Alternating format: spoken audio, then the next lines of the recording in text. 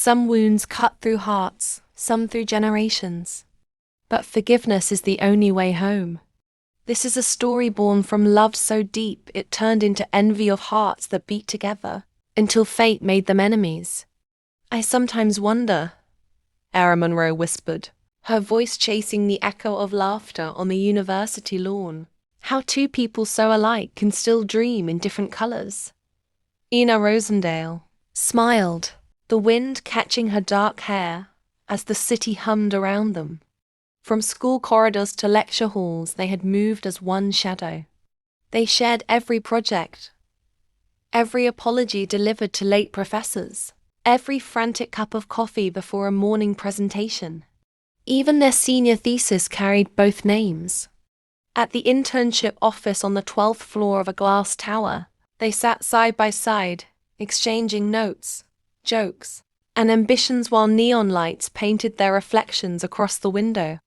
Friday nights meant parties, farewell gatherings, neon bars, rooftops strung with fairy lights. They danced until dawn, their laughter spilling like champagne. On one midsummer weekend, the university arranged a mountain trip. The bus wound through silver fog, students singing, cameras flashing. Ina leaned out of the window, capturing valley clouds. Era wrapped her arms around her friend, whispering that they'd never let life separate them.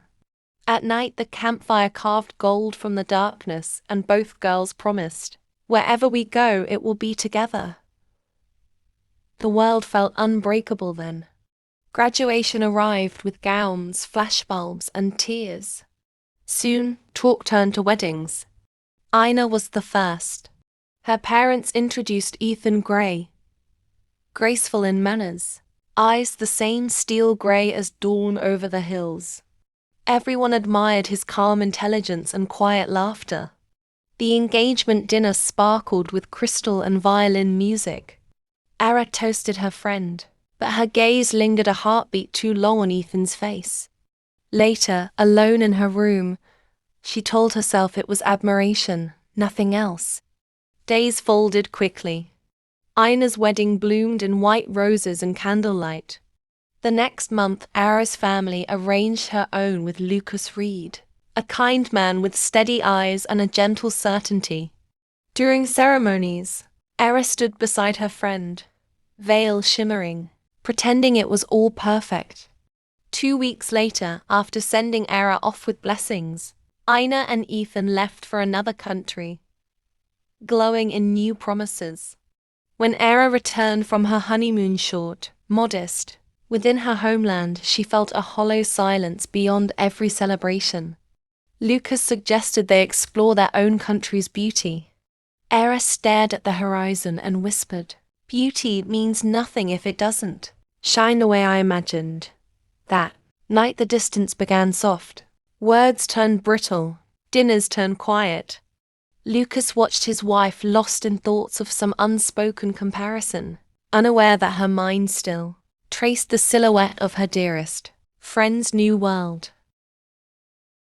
Somewhere beyond the sea, Ina Rosendale laughed under foreign lights, carrying the same photo of the two of them framed in silver, a memory unaware it was already cracking.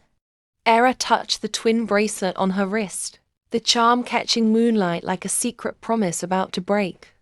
Moonlight slanted through the tall windows of the apartment. When Era Monroe stepped inside, her suitcase wheels whispering over marble. The city outside Vienna, wrapped in soft snowlight, buzzed with evening life.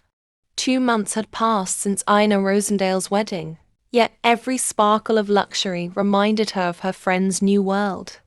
Lucas Reed met her at the door, sleeves rolled, a dish towel still in his hand. Era. Everyone else flies to the edge of the world after marriage. Why must we pretend our street cafe is the ocean? Lucas. Because our country is beautiful enough for a lifetime. Era. We don't need postcard dreams to start a marriage. She turned from him, staring at the lukewarm supper on the table. Era.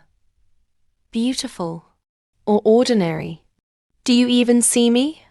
That night the argument rippled like broken glass. Lucas left the lights burning, waiting for her apology. She packed a silence instead. When dawn poured gold over the rooftops, she booked a single ticket to Ina's country. The door of Ina's seaside apartment swung open to a storm of hugs and disbelief. Ina, all pastel silk and soft curls, clung to her. Ina, what have you done? You just got married. Era, I only needed to see you. Everything feels wrong back home. They sat on the balcony that overlooked La Riviera's cobalt sea, teacups trembling in their hands. Ethan Gray joined them later, serious yet kind, offering stories from his office. His grey eyes met Era's for a moment, a flash of polite sympathy, and slipped away. When Ina stepped inside to answer a call, Era whispered, "Ara, you're lucky, Ina. Everything in your life glows." He smiled carefully. "Ethan, it only looks easy from far away." Within days, Ara's restlessness returned. Long walks on sunlit boulevards drained her strength. By evening she would collapse on Ina's couch, feverish. Concern tightened Ina's face. She placed a cool hand on her friend's forehead. "Ina, you'll stay here until you're well. I'll talk to Ethan." That evening she did. Dinner at their favorite French restaurant was abandoned halfway as she pleaded her case across the polished table. The chandelier above blurred in Ethan's sigh. "Ethan, if it helps her heal, then let her stay." He lowered his gaze to the silver fork reflecting candlelight. "We'll treat her as family." Era moved into the sunlit guest room of their ocean view apartment. The city seemed to hum differently through that window. Italian cafes, stone lanes, faint jazz from the pier. In the morning she'd sit beside Ina weaving laughter back into their days. At night she'd lie awake hearing footsteps from the corridor, imagining the whisper of kindness in Ethan's voice.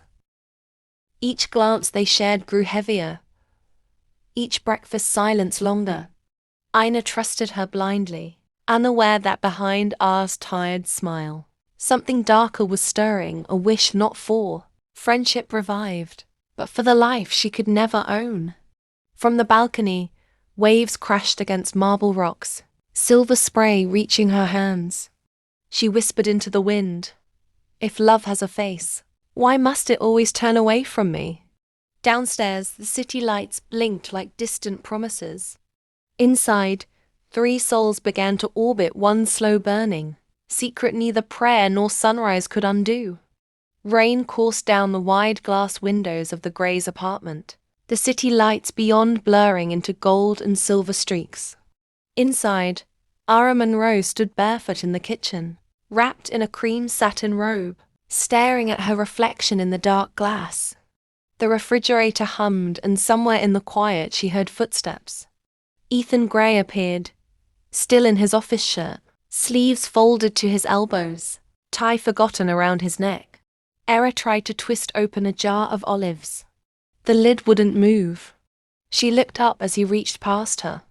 "Era, every time you walk in, the air changes." "Ethan, because you stopped breathing." She smiled faintly. "Maybe I'm waiting for someone to notice." He set the jar down. "You're my wife's friend, Era. Don't wait for what can't happen." Her voice was a whisper. "Then why do you always stay long enough for me to ask?" Dinner that night unfolded like a scene practiced too often. Ina Rosendale returned from the market wearing a soft beige coat, pearl earrings glimmering. Era served pasta and poured wine, pretending peace. Ethan complimented the food. Ina laughed and reached for his hand. Across the table, Ara's smile froze. Later in the living room, laughter turned fragile. Ara dropped a book and Ethan stooped at the same time. Their hands brushed, leaving silence in the spill of lamplight.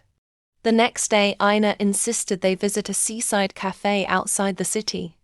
The place glittered white parasols, blue porcelain cups, a string quartet inside the restaurant. Ships shimmered far beyond the pier. Ara watched Ethan stir his coffee. Ara, if you hadn't met Ina first, do you think we would have spoken like this? Ethan's reply came low. If I answer, I betray her. If I stay quiet, I betray you. Which sin would you prefer? She leaned forward. The one that keeps you near me. He rose and walked out under the awning, rain beginning to fall. The waiter looked between them, unsure whether to clear the table or pray. That evening, Ara waited in the hallway as he came home, rain still in his hair. Ara, we wear the same shadows, you and I. Why pretend they're not ours? Ethan's face hardened. Say another word against Ina, and I'll end this kindness you mistake for care. I am loyal to her. Tears slid down Ara's cheeks. Loyalty is easy when love never tests it. After that, avoidance became their quiet war. Every breakfast turned into silence, every dinner a rehearsal of smiles. When Ina spoke of weekend drives along the coast, Ara insisted she should come. Ina, delighted, agreed. So 3 of them sat in one car, Ina singing softly, Ethan driving, Ara in the back seat watching the coastline dissolve in mist. A bend too sharp, a flash of lights, a scream, then glass scattered like stars across the road. Later the hospital filled with rain-smelling air. Machines blinked. Ethan and Ara lay behind separate curtains, each wrapped in white linen, the same bruise blooming at their temples. Outside the door, night gathered whisper by whisper, keeping the world waiting for the truth it would soon confess. Pale morning bled into the hospital corridor, washing everything in colorless light. Ina Rosendale stood frozen at the reception, a phone clutched in her hand. Her voice trembled. My husband. Ethan Gray, he had an accident. Nurse guided her down a polished hall that smelled of disinfectant and rain. Behind her came Lucas Reed, summoned by her shaking call, and Margaret Reed, the woman who had once adopted a lost little girl named Ara Monroe. Inside room 214, machines hummed in uneven rhythm. On one bed lay Ethan, face pale beneath dressings. On the other, separated only by a curtain, lay Ara, still and small under the white sheet. Time seemed to hesitate between them. Ina pressed her palm to her lips. No one told me she was with him, she whispered. The nurse said gently, they were both found in the same car. From the doctor's office came murmurs, charts shuffling, disbelief building like thunder. Ina waited outside, still staring at the rings on her fingers that had once sworn trust. When the doctor emerged, his face looked drained. Doctor, Mrs. Gray, we need to ask, what relation does the young woman have to your husband? Ina, none. She's my best friend. She's family in love, not blood. Doctor, are you certain? Ina frowned. Of course. The doctor exchanged a look with another physician. Their bone marrow matches completely. Mrs. Gray, by medical definition. They are siblings. The hallway gasped. Lucas Reed whispered, My God, and Margaret felt the world tilt. No, she said after a long beat. It can't be coincidence. Everyone turned toward her. When I found Ara, she was rescued from a wreck outside London Heath, a car crushed beyond recognition. The authorities said the parents had died instantly. There was another infant listed as missing male, presumed gone. I never told Ara. She was too small to remember. The words rippled through the corridor like shards of glass. Ina backed against the wall, sliding down until her hands touched the cold tiles. Images collided, Ara's silver eyes, Ethan's same grey shimmer, the easy laughter that had felt almost mirrored. Every sign had been in front of her, waiting for this cruel alignment. she whispered through tears. They were bound long before I entered the picture. 2 days later, when Ara regained consciousness, she found the world different. Ethan sat near her bed, wrist bandaged, eyes hollow but steady. "How are you feeling?" he asked quietly. Her voice cracked. "Why are you even here? Haven't I done enough damage?" "Ethan, you can't harm what you didn't know existed." Era wept. "But I tried. I wanted your life, your love, everything that was never mine." He looked away. "I thought I was protecting Ina. All this time, I was guarding a truth neither of us could see." When silence finally broke, she whispered, "So this is what fate does. It takes what we think is love and turns it into blood." He reached for her trembling hand. "Blood isn't a curse, Era. It's a reminder we've lived through worse than sin." That evening, Ina entered the room with red eyes but a calm breath. She touched Era's shoulder. "Whatever happened before this moment, it ends here. No more secrets." Era tried to speak, but Ina leaned down and hugged her. "You were my sister all along," she said. Ethan closed his eyes on the echo of the word sister. It sounded at once like grief and salvation. Outside, twilight spread along the hospital gardens. The world tinted silver again, as if the sky itself remembered twin souls once lost and now painfully found. Leaves rustled against the glass where rain had dried, tracing two faint lines that met in the center. Inseparable forever. Morning unfolded over the city like a sigh after a long storm. The hospital windows glowed soft with new sunlight, and the worst of the rain was gone. Ethan Gray sat at the bedside of Ara Monroe while she slept. Machines clicked quietly, the steady rhythm of recovery. When she opened her eyes, his voice broke the silence. "Ethan, you can rest now. There's nothing left to hide from." "Era, I don't even know who I am anymore." He offered a faint smile. "You're my sister. That's enough to start over." He helped her outside that evening. The garden smelled of lavender and clean earth. Wheelchairs rolled past. Nurses laughed softly near a fountain. Ina Rosendale waited there, her white coat wrapped against the breeze. Era paused, uncertain if she deserved that kindness. Ina closed the distance and held her. "Ina, I hated you for a while, and then I hated myself for it. Now I don't want to hate at all, Ara. I wanted your life so badly I forgot my own." "Ina, then take it back. No envy, no ghosts, just days we can still make right." Lucas Reed arrived from the far side of the path, bringing a paper bag of coffee cups for everyone. He hugged Ara quietly and said, "Welcome home, whether it's ours or yours." For the first time she laughed without guilt. Weeks turned into gentle order. The two families met often. Sunday brunches at small European cafes, late dinners near the pier where street bands played old love songs. Ethan and Lucas turned their shared grief into work, launching a small charity dedicated to searching for children lost in accidents. The Silent Veins Foundation. Reporters came once.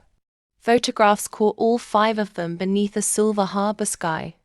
Margaret Reed, sitting with them at the event, whispered to Ara, "Your mother would have been proud. I always believed you'd find where you belong." Ara squeezed her hand. "Maybe belonging was never a place.